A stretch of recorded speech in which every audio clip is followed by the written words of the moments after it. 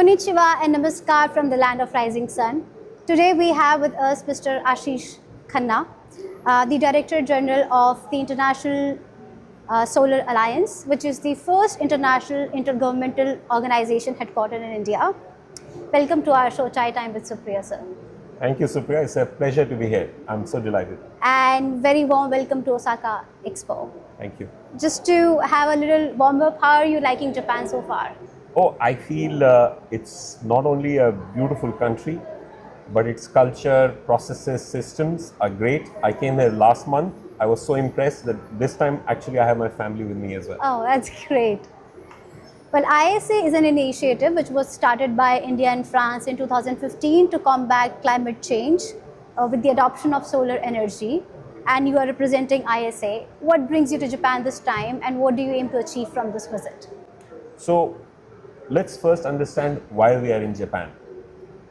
At Osaka Expo, where more than 160 countries are coming together, for the first time, International Solar Alliance has set up this booth. We are here because this is something that connects the entire world. It's a shared resource. Sun is everywhere. As you would know from our own country, we start a day with the Surya Namaskar. I stayed in Egypt, where if you go to the temples of Luxor, it's all about sun. If you've been to Mexico, the temples are all about worshipping of sun. And now we're in the land of rising sun. This is what connects everything. So I think this is a great platform for connecting countries to look at how to harness the power of sun. Also, we believe that there are a lot of complementarities that Japan and other countries like India can work together to take forward, which is one of the main reasons we are doing International Solar Festival 2nd edition in Osaka.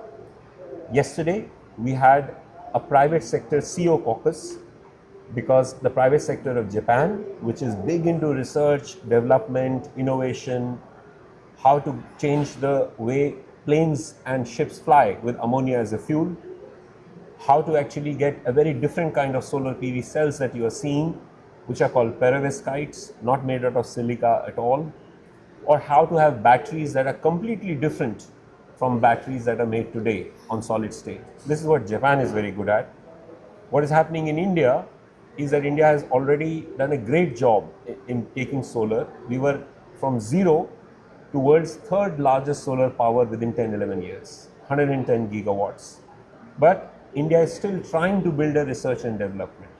So all the research and development happening in Japan can have the talent, the market, the people of India combined together to come with new technologies. And that's something we as a platform are really trying to collaborate, and that's what we are here for. Let's talk a bit about solar EVs. So ISA is promoting the adoption of solar EVs. Can you tell us a bit about what is solar EV and how is it better than other EVs and other fossil fuel powered vehicles? So solar EVs take the electric vehicle to the next dimension, because today you need an electric vehicle to be charged. Yeah. And now technologies are coming to actually charge it much faster. But what a solar EV can do is that the solar panel itself will charge the electric vehicle. So the whole charging problem, which can be sometimes a defining problem for absorption of EVs, can be taken care if you either have a solar panel or the material of the car itself absorbs the solar and generates the solar. So a solar EV is a futuristic point where the problem of charging, which is one of the defining problems, can be taken care. And it's happening with smaller cars that we talk about, but in a report, but with the right policy and regulatory frameworks, this can then be the future. Now let's speak a bit about globally. So ISA already has more than 123 members and signatory countries. How do you plan to expand that and achieve the goal of unlocking $1 trillion investment for solar energy? So right now we are 124 members. So we are another member who has joined. And our focus is, because it's the largest global organization of Global South, now we are moving from ambition to action.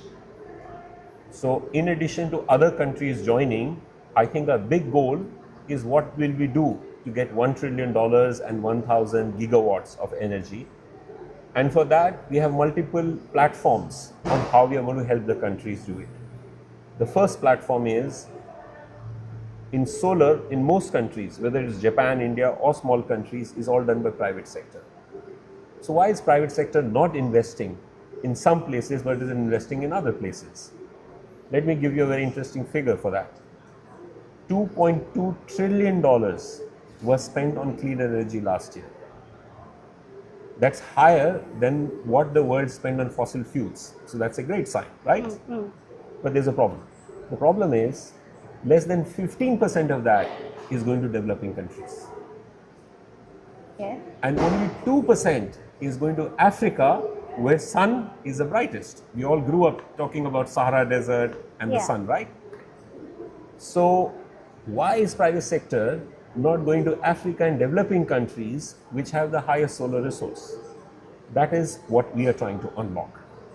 We are trying to see what policies and regulations are needed in developing countries that will allow private sector to come and invest. Sometimes private sector sees a big risk, for example in Africa, and they want certain risk mitigation instruments to help them get into some investment approvals from their shareholders or lenders. So we are coming with the Africa Solar Facility, $200 million, where we have selected an Africa-based fund manager, co-owned by 33 governments, Africa 50, to manage this private sector risk mitigation. So that is a set of activities that is going to help Africa get private sector investment by right policies, regulations, right risk mitigation, and then finally, do you have the capacity? Do you have the people who can actually do it?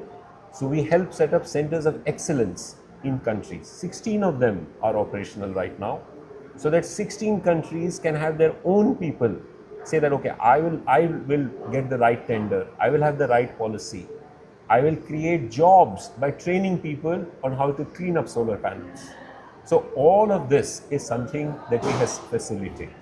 That is largely focused on Africa, but then countries are also wanting to do, because it's a new technology, how do I understand this technology better?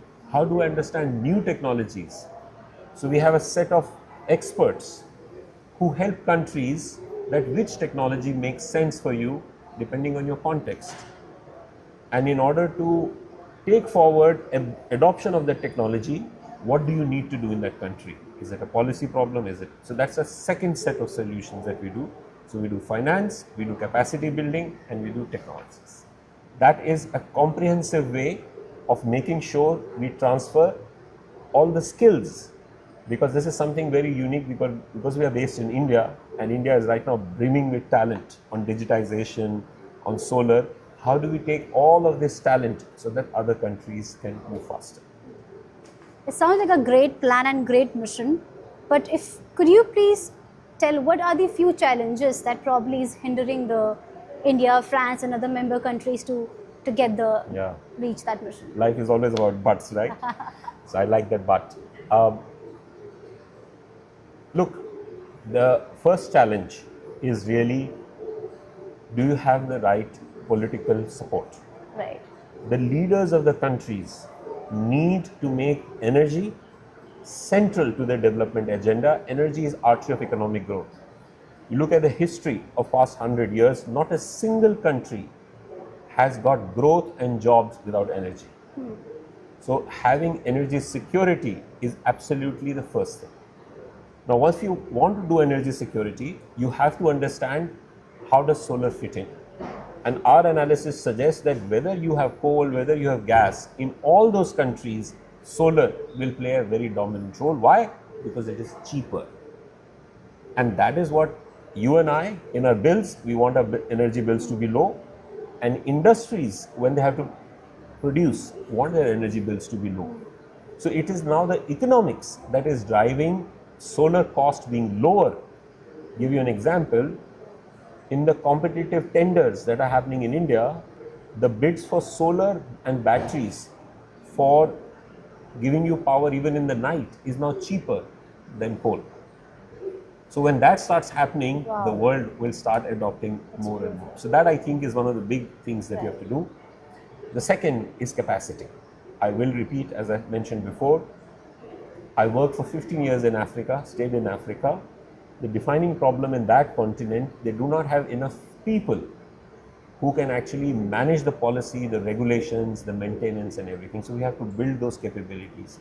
The startups, the entrepreneurs who are going to actually get the challenge. So those are some of the things that are the real barriers. Yes, that was I was coming next to. We have a great plan, we have a great mission. We need youth Yes. to work for it. And today we have a spotlight session where there will be entrepreneurs speaking about clean energy and solar energy, Japanese and Indians as well. So how do you think the youth of India and Japan can come together and try to work together to achieve this goal? So that's also a question, why are we having this session here? The disruption and the innovation is always done by startups and youth. And while we had a large company's private sector CEO for collaboration and scale, we are having a session of Indian and Japanese youth startups because the youth who, as you know, feel about climate change the most in country after country, the demographics are very clear. It's the youth who feel very strongly about climate change. So it's a way for them to own this agenda, get their entrepreneurial talent to look at solutions on climate change, and then see how this can accelerate the pace of solar.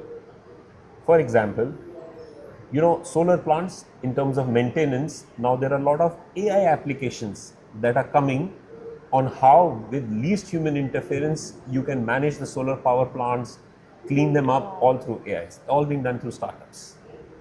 Similarly, if you have a solar rooftop, I might have a solar big plant, I might have a battery. If you go for a vacation, there is an app that is being developed by startups by which you can trade your battery power to your neighbor. So can you imagine, just as Amazon transformed the way we buy and sell goods, energy will be sold between people very soon, all being done by the youth who are pushing the frontier for apps and innovation. Beautiful. Thank you so much for your time today. Is there anything, last message you would want to give to our young and international audience? Well, the only thing I will say is that the world may seem fragile, the world may seem very tense right now, but the youth of the countries are their hope and beacon. You must see the positive side, and solar and batteries and clean technology presents that innovation, the hope for the future, which you will have to own by bringing in a lot of interest. Pursue it as your career, pursue it as your study.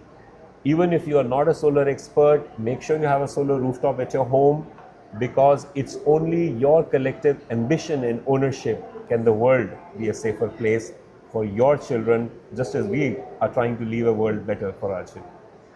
Thank you so much. ありがとうございました。